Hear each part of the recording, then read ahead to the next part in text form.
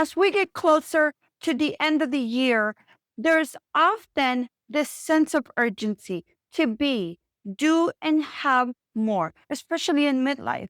But instead of chasing time, what if you could create it? Hi, friend. Ileana here, your midlife wellness and mindset coach.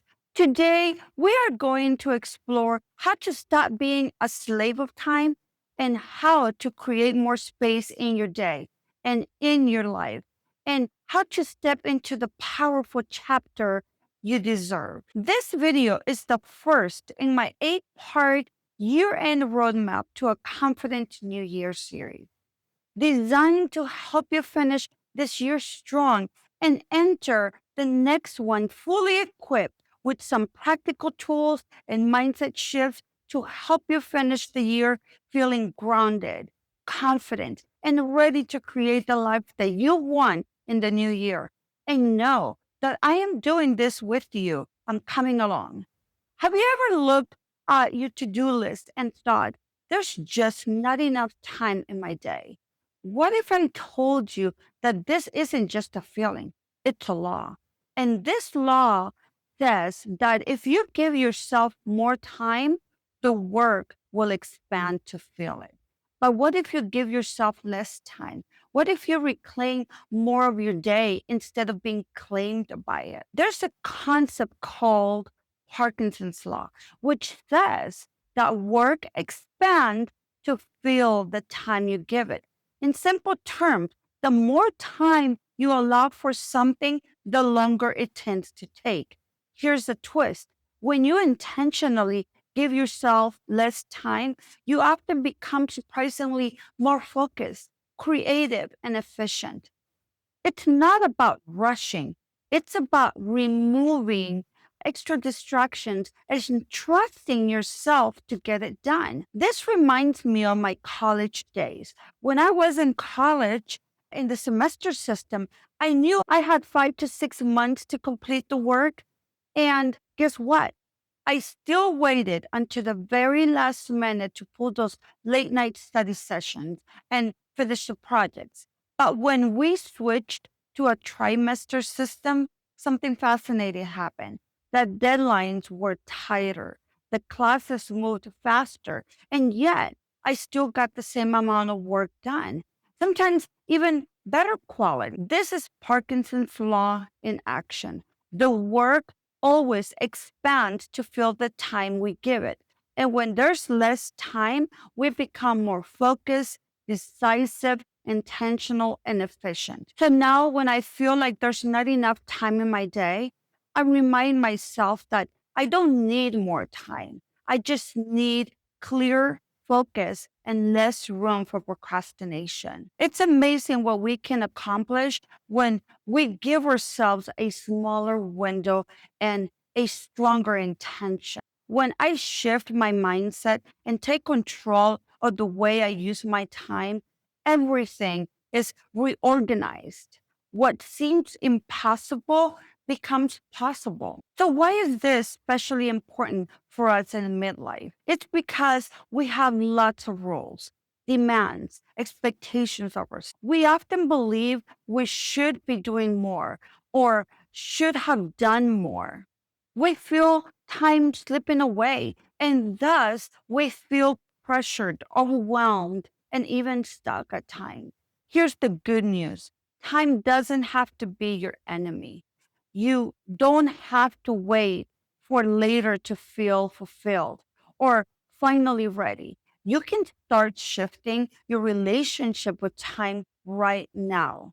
When you stop believing you don't have enough time and instead decide how you're going to use the time you have, this mindset shift starts to change everything for you.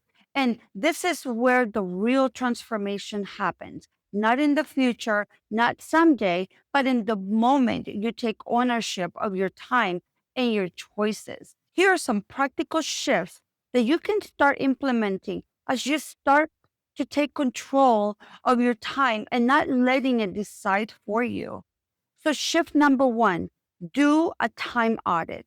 Journal, voice record where your time actually goes.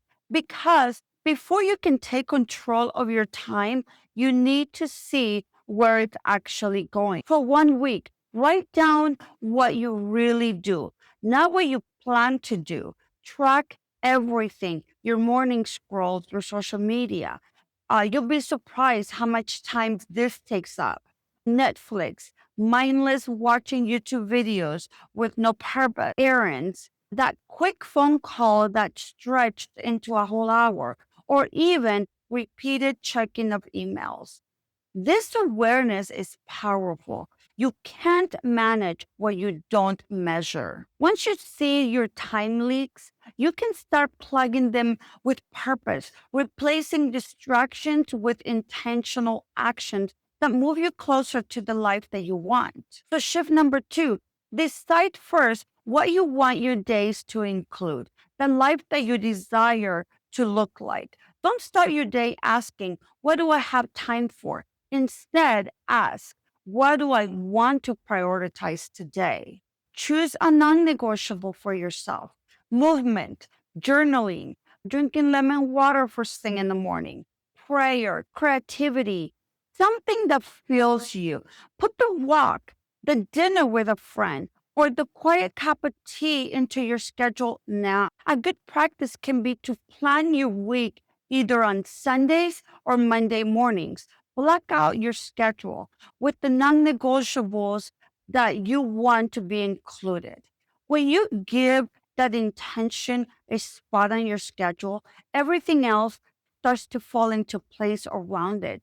You stop reacting to your day and you start leading it with purpose. Every time you do this, you train your nervous system to believe something new, that you deserve time, that you create time, that you're becoming the kind of woman who can have it all: wellness, purpose, peace.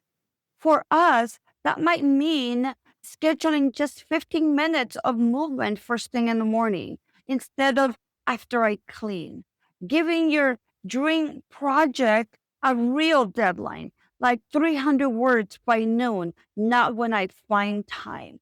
Blocking out an afternoon for nothing but you, even if you hasn't been a priority lately. When you do this consistently, you start to build trust with yourself. You shift from I'll do it when I have time to I make time because it matters to me. This is one of the most life changing shifts. You don't need to wait until everything else is done. Shift number three, optimize your time to give yourself less time for tasks. This sounds counterintuitive, but it works. If you set a tighter deadline, say 30 minutes instead of 60 minutes to complete tasks, you'll operate with more focus, less distraction, and you'll finish sooner. This frees up space for what really matters most. Parkinson's law says work expands to fill the time you give it. So give it less time. And the bonus is that you'll free up more time for what truly matters, the parts of life that fill you up, not just the calendar. You have probably experienced or heard that most New Year's resolutions fail. That's because a year feels too big, too distant. So urgency fades and progress stalls. This is why I'm a big proponent of trimesters or 12-week periods, short, focused cycles that create a natural momentum and accountability. When you set goals within 12-week window, you compress time and engage your best energy. You focus more, overthink less, and you see results faster. Shift number four, make distractions difficult because multitasking is a myth. Protect your focus like it's sacred because it is. We live in a world that glorifies multitasking, but here's the truth: multitasking doesn't make you more productive.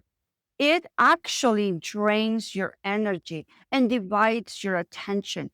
Every time you switch between tasks, your brain burns extra energy trying to refocus. Over time, that constant switching leaves you feeling mentally exhausted without much to show for.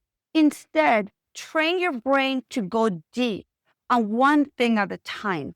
Turn off notifications. Leave your phone in another room or put it in a do not disturb. Create short focus blocks of 25 to 30 minutes where it's just you and the task at hand, not having tons of tabs open, which, by the way, I am one that is guilty of this. And I tell you, I am all over the place and not really focused on one task. So by closing tabs, you'll be amazed how much more energy you have and the peace that you gain when you stop scattering your attention across 10 things at once.